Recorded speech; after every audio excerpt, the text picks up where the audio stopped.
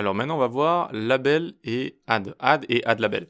Donc on peut venir par exemple ici et rajouter une sorte de petit drapeau add label. Donc on rajoute un label et on lui donne un nom, add anime par exemple.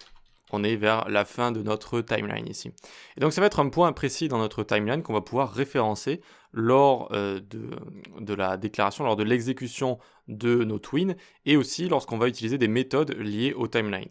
Donc, par exemple ici j'ai rajouté un label juste là et on pourrait imaginer qu'on a une timeline qui est très grande et donc on a juste envie de jouer la fin de notre timeline pour pouvoir voir juste le dernier moment quoi. Ok.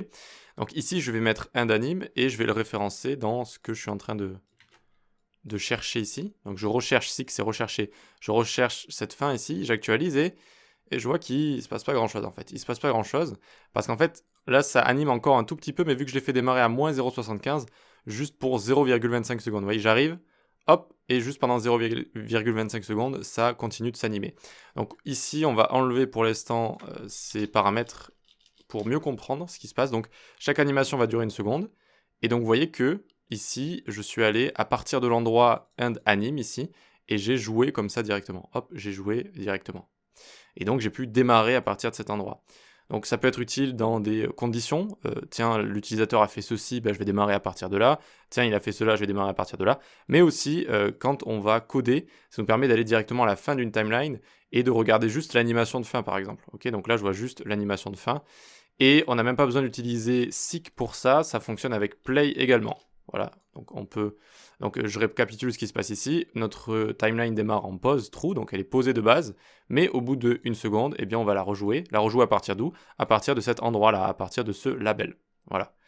Voilà, très bien.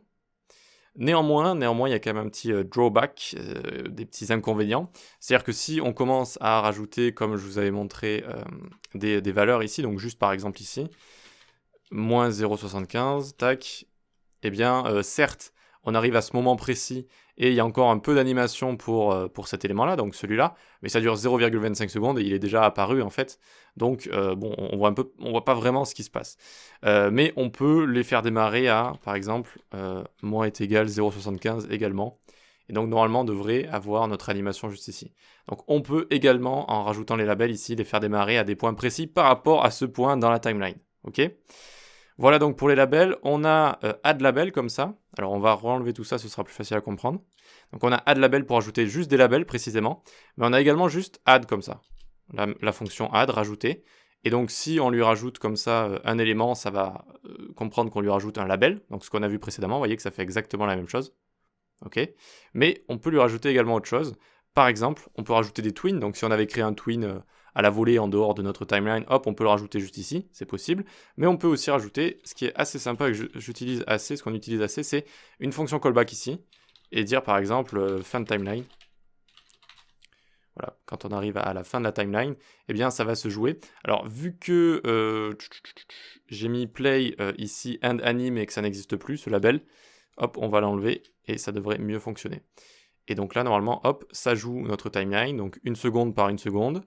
Et à la fin, j'ai fin de timeline ici. Alors évidemment, loguer fin de timeline, ça ne va pas m'amener à grand chose. Mais imaginons que vous avez une animation et vous avez envie d'appeler des données à la fin d'une animation. Vous avez envie d'afficher quelque chose quand on a fini de remplir un formulaire, quand on a fini de scroller quelque part, etc.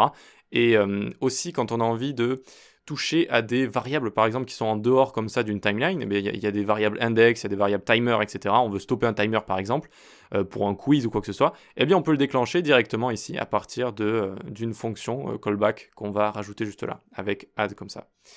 Voilà donc pour label et add label, on va pouvoir passer à la suite.